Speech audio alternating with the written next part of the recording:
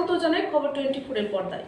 ত্রিপুরা রাজ্যে কৃষি এবং কৃষকদের সার্বিক সহায়তার বিষয়কে সামনে রেখে অরুন্ধতী নগরে ত্রিপুরা কৃষি গবেষণা কেন্দ্র রয়েছে। এই গবেষণা কেন্দ্রে মূলত মাটি পরীক্ষা এবং সার্বিকভাবে কৃষি এবং কৃষকদের কল্যাণ বিভিন্ন প্রকারের ব্যবস্থা গ্রহণ করা হয়। আজ রাজ্যের কৃষিমন্ত্রী রতনলাল নাথ সংশ্লিষ্ট কৃষি গবেষণা কেন্দ্রটি পরিদর্শনে যান।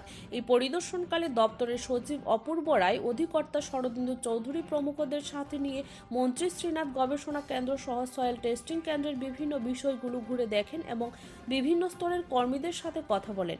মন্ত্রী শ্রীনাথ দাবি করেন, রাজ্যের কৃষি এবং কৃষকদের কল্যাণে সংশ্লিষ্ট গবেষণা কেন্দ্র সহ নাগিছড়ার কিছু কৃষি বিজ্ঞান কেন্দ্র রয়েছে, তা গুরুত্বপূর্ণ ভূমিকা পালন করছে।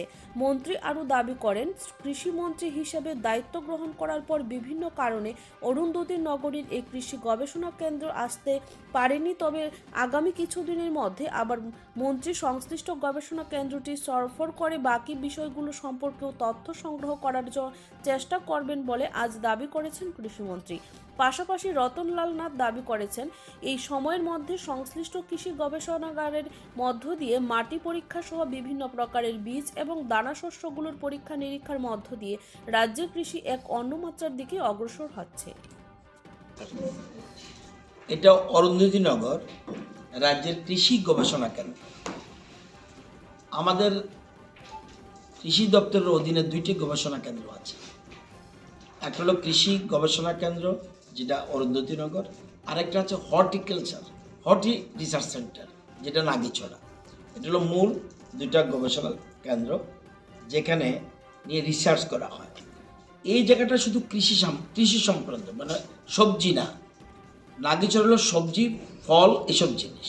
আর এখানে হলো যেমন রয়েছে ধান, শস্য, তৈলবীজ, মিলেট, বিশেষ করে এই জিনিসগুলোর উপরে।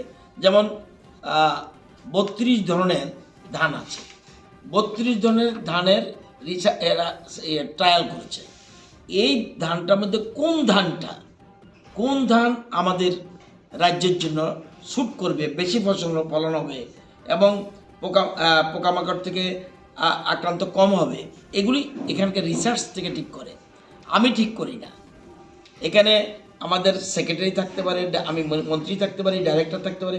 কৃষি গবেষণা কেন্দ্র থেকে ঠিক করে এবং নতুন ফসল সারা দেশে নতুন বের হয়, ওইটা এনে ওইগুলিও আবার রিসার্চ করে। আমার বেরোলে হবে না, আমাদের রাজ্যের জন্য এটা স্যুট করে কিনা এটা গবেষণা করে ঠিক করে।